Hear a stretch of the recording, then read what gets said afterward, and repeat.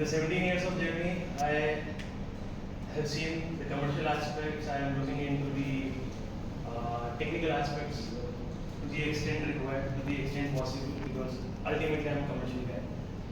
साथ ही साथ सेफ्टी के बारे में बहुत कुछ देखते हैं, ध्यान रखते हैं कि जब तक सब अच्छा चल रहा है सबको अच्छा लगता है, बट द मोमेंट कोई इंसिडेंट हो जाता है सब पहला क्वेश्चन क्या है, सेफ्टी कहाँ है। तो सेफ्टी इज वेरी इंपॉर्टेंट। कटारी का कुछ बोल चुके होंगे उसमें एक लाइन ऐड करूंगा कि जब हम रोड पे गाड़ी चलाते हैं, चाहे बाइसाइकिल चला रहे हैं, स्कूटी चला रहे हैं, फोर व्हीलर चला रहे हैं, हम इतने ओवर कॉन्फिडेंस हो जाते हैं कि एट टाइम्स हम उस स्पीड को, चाहे वो टू व्हीलर है 80-100 पे टच करने की कोशिश करते हैं, बट एक छोटा सा थॉट की थी उस समय कोई इमरजेंसी आ जाए, कहीं से एनिमल भी दौड़ते हुए आ जाए, कुत्ता आ जाएगा, आप कैसे प्रोटेक्ट करेंगे अपने आप को, नहीं कर पाएंगे। स्लिप होना 100% श्योर, नो डाउट। मैं भी अपने आज तक की जर्नी में 2-4 बार बाइक से स्लिप हुआ होगा, कार से भी एक्सीडेंट किया होगा। सेम है जब प्लांट में आप काम करते हो, आप एक ही काम रिपीटेटिव करते हुए कहीं ना कहीं इतने ओवर कॉन्फिडेंट हो जाते हो कि गलती आप हो जाते हो, कुछ भी हो जाए, सेफ्टी नहीं छोड़नी है। आप कहीं से गिर गए या कहीं से कुछ चिंगारी निकल गए, if you have taken all the measures, definitely आप सेफ रहोगे, इंसिडेंट होते बचेंगे। जब बात करते हैं माइंस की, माइंस से ही सारा पत्थर निकलता है। अल्टीमेटली सीमेंट इंडस्ट्री पूरा पत्थरों और खेलेगी, पत्थर निकलेंगे, उनको पीसेंगे, उनको प्रोसेस करेंगे, उनको पकाएंगे और सीमेंट बनेंगे। चूंकि प्रोसेस का पार्ट काफी हद तक आपके साथ ले चुके हैं, तो एक शॉर्ट एंड स्वीट में क्वेश्चन करूंगा कि सीमेंट बनाने के लिए क्या क्या रॉ मटेरियल चाहिए, कुछ आइडिया लगा या कुछ नॉलेज है आपको? वो तो लाइमस्टोन हो गया, इसके अलावा जिप्सम सीमेंट बनने के लिए काम आएगा, लेकिन जब तक वो क्लिंकराइजेशन होता है लाइमस्टोन के साथ एक दो चीजें और ऐड होती है। कोयला kind of fuel, not the raw material. उसमें थोड़ा बहुत हमें आयरन की मात्रा चाहिए होती है, तो उसके लिए कुछ लोग कॉपर स्लैग यूज करते हैं, कुछ लोग लेटराइट यूज करते हैं, कुछ लोग रेड ऑक्साइड यूज करते हैं। ये सारे मतलब अल्टीमेटली पत्थर है, मिट्टी है, इनमें कहीं ना कहीं वो प्रॉपर्टीज पाई जाती है कि इसमें क्या केमिकल कहते हैं। तो cement is actually all about chemistry, correct? किस मिट्टी में, किस पत्थर में क्या केमिकल प्रॉपर्टीज है, तो उससे वो लाइमस्टोन वाला काम हो रहा है, उससे वो रेड ऑक्साइड वाला काम हो रहा है। कुछ पैरामीटर्स बहुत अच्छे होने चाहिए, जैसे लाइम का परसेंटेज बता रहे हैं, CaCO3 का जो परसेंटेज बता रहे हैं कि depending upon the requirement of the process की 80% का होना चाहिए, ये 78% का होना चाहिए। तो जहाँ पे भी माइंस ली जाती है वो गवर्नमेंट से हमें लीज पे मिलती है। तो माइंस मुझे किस एरिया में लेनी है, उसके अंदर कितना डिपॉजिट है, कितने साल तक का स्टॉक है उसमें, और किस ग्रेड का मटेरियल है, ये सारे जियोलॉजिस्ट होते हैं, माइंस डिपार्टमेंट में काम करते हैं हमारे साथ। हमारे यहाँ पे बहुत सारे डिपार्टमेंट, किसी भी ऑर्गेनाइजेशन में एक अकेला आदमी या 10 आदमी ऐसे काम नहीं करते, अलग अलग टीम्स होती है। तो माइनिंग अपने आप में एक डिपार्टमेंट है, माइनिंग अपना काम कर देता है, तो फिर उसको हैंडल करने के लिए handling department, raw material handling department होता है। वो जब क्रश होकर मटेरियल आ जाता है तो रॉबिंग, जहाँ पे फर्स्ट प्रोसेस होता है, सारे पत्थर एक साथ मिक्स होकर पीसे जाते हैं उस प्रपोर्शन में जिस प्रपोर्शन में प्रोडक्ट को बनाने की जरूरत है। तो ये सारे प्रपोर्शन CCR में मॉनिटरिंग होती है। ये मॉनिटरिंग तब होगी जब क्वालिटी वाला एक क्वालिटी डिपार्टमेंट अलग होता है, वो सारे सैंपल जो भी पत्थर आते हैं, इवन एक सिंगल ट्रक भी आता है, उसका सैंपल होता है, उसका सैंपल होके उसकी एनालिसिस रिपोर्ट रेगुलर 24/7 चलती है, उसमें कोई लैग नहीं होता है। आज आपकी मेरे बोलना आसान है कि उस पत्थर में ये प्रॉपर्टी है, रेड ओकर में ये प्रॉपर्टी है, लाइमस्टोन में प्रॉपर्टी है, बट ये थियोरेटिकल है। प्रैक्टिकली स्पीकिंग हर 15 मिनट में नेक्स्ट गाड़ी आ रही होगी, कभी कोयले की गाड़ी आ रही है, कभी लाइमस्टोन की गाड़ी आ रही है, कभी रेड ऑकर सामने है, कई बार पैरामीटर्स मीट नहीं होते। हमने एक पार्टी को कॉन्ट्रैक्ट दे के आप रेड ऑकर सप्लाई करेंगे जिसमें ये पैरामीटर्स होंगे, बट वो पैरामीटर्स यदि मीट नहीं होते तो डेफिनेटली रिजेक्ट भी करना पड़ता है। कई बार उसको अलग से स्टॉक करना पड़ता है, वो कहता है मैं अब इससे बेटर क्वालिटी भेजूंगा तो आप उसको मिक्स करके चलाएं। अभी हो सकता है आपको जो आयरन परसेंटेज सपोज एग्जांपल 45 से 50 चाहिए था, वो 35 गया है, नेक्स्ट टाइम वो 65-70 का भेजेगा, उसको आप मिक्स करोगे ओवरऑल परसेंटेज बढ़ेगा। तो ये सारे चैलेंजेस, प्रैक्टिकलिटीज रेगुलर लाइफ में आती है। रॉ मिल में वो पीस गया, पीस के बिल्कुल फाइन हो गया, क्लिंकर में क्लिंकराइजेशन में हीट अप हो गया, वो क्लिंकर बन गया। Clinker as a material, as a semi finish product हम स्टॉक कर लेते हैं।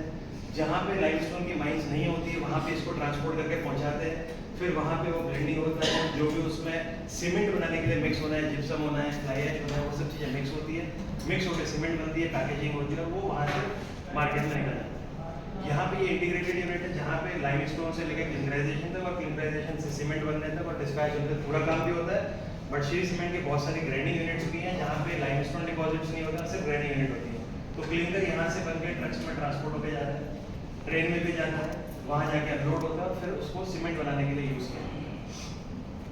3 तरह के प्रोडक्ट जनरली हम यहाँ बनाते हैं, ओपीसी, उसमें 53 ग्रेड, 43 ग्रेड, पीपीसी, उसमें हमारे 2-3 ब्रांड्स हैं, और प्रीमियम पीपीसी। इनकी एप्लीकेशंस अलग अलग है क्योंकि इसमें स्ट्रेंथ अलग अलग होती है, थोड़ा सा मेटलर्जी या केमिकल कंपोजिशन डिफरेंट होता है। जहाँ ज़्यादा स्ट्रेंथ चाहिए वहाँ पे जनरली अपन ओपीसी यूज़ करते हैं। जहाँ पे आप नॉर्मल स्ट्रक्चर खड़ा कर रहे हैं, बहुत बड़ा स्ट्रक्चर नहीं है, जैसे अपना घर बना रहे हैं, तो उसमें पीपीसी आप सीमेंट यूज़ करते हैं।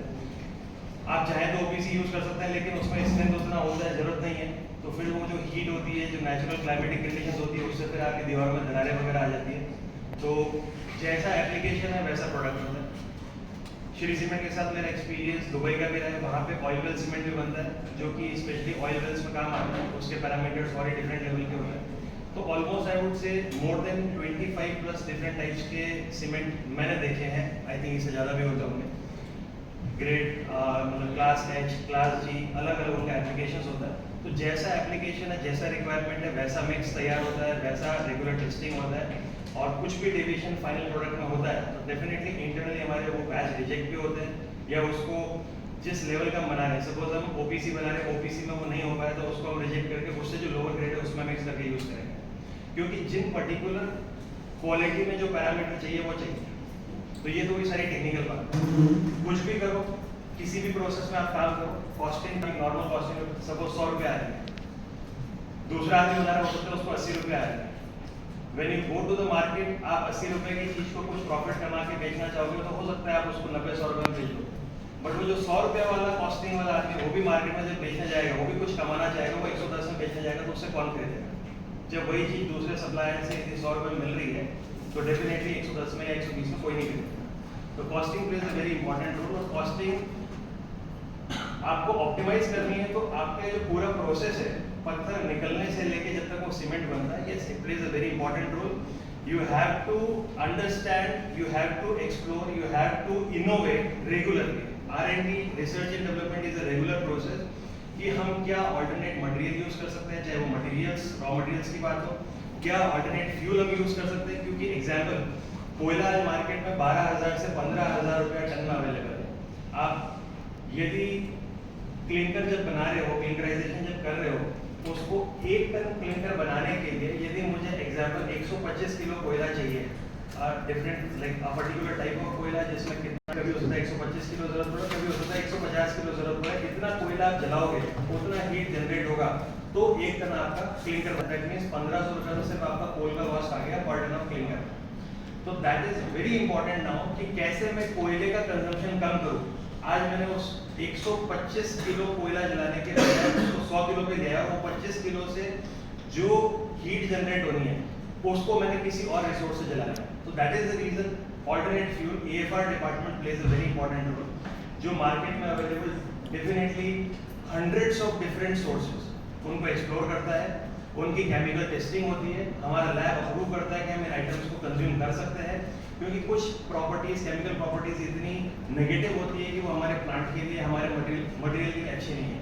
जिसमें एक क्लोराइड होता है, एक सल्फर होता है।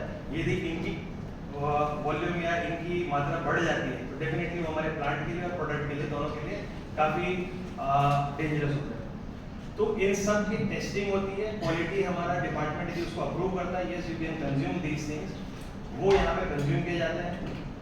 कुछ चीज़ें ऐसी होती है जिनको हम कंज्यूम करते हैं तो वो किसी और इंडस्ट्री का वेस्ट होता है, वो उस वेस्ट को डिस्पोज करने के लिए गवर्नमेंट को नॉर्म्स को फॉलो करने के लिए उल्टा पैसा देते हैं। तो जब हम वो ऑल्टरनेट मटेरियल यहाँ पे लेके आते हैं एज ऑल्टरनेट फ्यूल, हम उस मटेरियल को लाते हैं, उल्टा हमें पैसा मिलता है। That is good. जहाँ मैं 15,000 रुपये का 1 टन कोयला ला रहा हूँ, वहाँ पे यदि इस तरह का मेरे को 100 टन माल में मिलता है तो मुझे पैसा मिलता है। तो दैट इज वन थिंग, जहाँ मैंने कोयला बचाया, उससे तो जो मैंने हीट जनरेट करी, कोयला बचा, वो एक प्रॉफिट, और हम अपनी सोसाइटी का जो वेस्ट खत्म कर रहे हैं वो सोसाइटी को फायदा, और तीसरा कंपनी को एक और फायदा कि उससे जो हमें एक नेगेटिव एक्टिविटी से पैसा मिल रहा है, हमें पैसा लग नहीं रहा है, उल्टा पैसा मिल रहा है। तो ये आज की डेट में कंपटीशन मार्केट में, कंपिटिटिव मार्केट में बहुत इंपॉर्टेंट रोल प्ले करता है कि इस टाइप के alternate raw materials, alternate fuels आप एक्सप्लोर करें, इंडस्ट्री में लाए, उनको बर्न करें। वो आपकी सोसाइटी को भी सेफ रखता है, आपकी कॉस्टिंग भी कम लाता है, कंपिटिटिव मार्केट में डेफिनेटली आप बहुत अच्छे से सर्वाइव कर पाते हैं।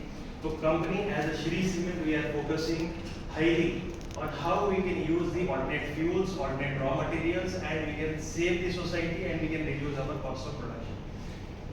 मैनेजमेंट का टारगेट है आज जिस लेवल पे उससे एटलीस्ट 4 टाइम्स हमें उसको बढ़ाना है बहुत जल्दी. So we are proceeding in a systematic way. हम बहुत तरह का वेस्ट खाते हैं. आज की डेट में जैसे फसलें कट जाती है तो गेहूँ है, अनाज है, वो तो हमारे घर पर पहुँच जाता है. बट जो एग्रो वेस्ट है वो वहाँ पे पड़ा रहता है, सड़ता रहता है, उड़ता रहता है.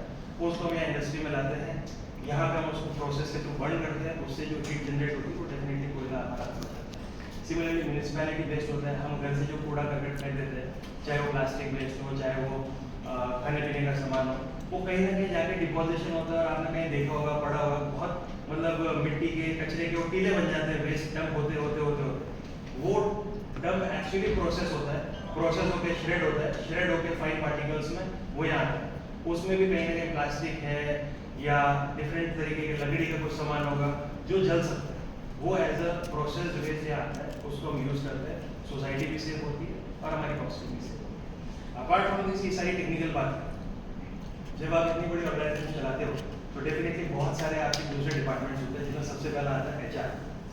बिकॉज कोई भी डिपार्टमेंट अपने आप खड़ा नहीं होगा जब तक कि HR उसको खड़ा नहीं करेगा.